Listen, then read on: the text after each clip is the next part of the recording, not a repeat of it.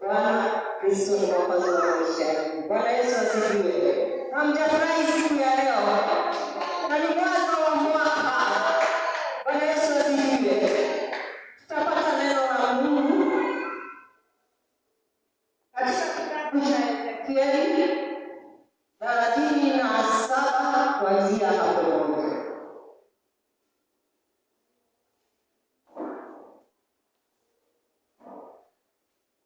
Kuhusu jinsi ya kutaka maisha yako. Bwana Yesu asifiwe.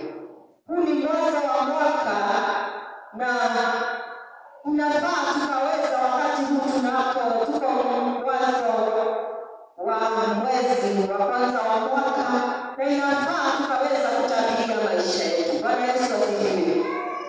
Hili neno nilipewa na nikaambiwa ya kwamba tuweze kutabiria maisha yetu mwaka huu. Bwana Yesu asifiwe.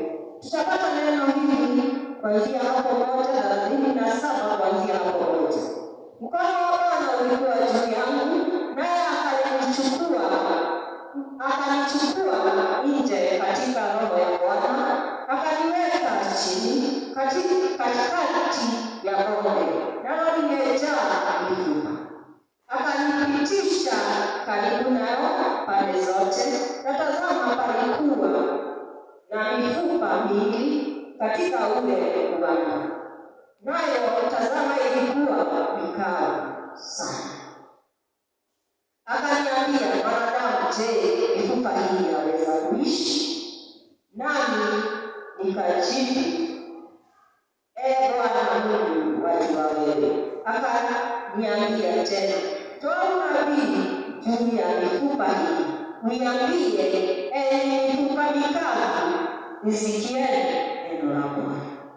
Bwana Mungu aiambia mifupa hii maneno haya, tazama, nitatia pumzi ndani yenu, nanyi mtaishi. Nami nitatia mishipa juu yenu, nanyi mtaleta nyama iwe juu yenu, na kuwafunika ngozi, na kutia pumzi ndani yenu, nanyi mtaishi. Nanyi mtajua ya kuwa mimi ndimi Bwana. Basi nikatoa unabii kama nilivyoamriwa. Hata nilipokuwa nikitoa unabii, palikuwa na mshindo mkuu, na tazama, tetemeko la nchi, na ile mifupa ikasongeana, mfupa kwa mfupa wenziwe. Nikatazama, kumbe kulikuwa na mishipa juu yake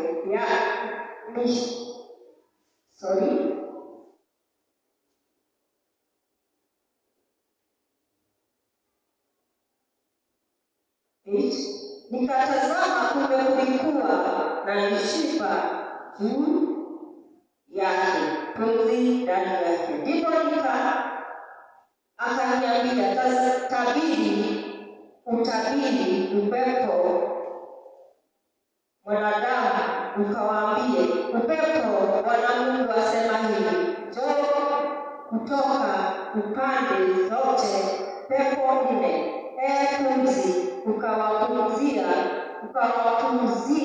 hao waliouawa wapate kuishi. Basi nikatabiri kama alivyoniamuru, pumzi ikawaingia, wakaishi,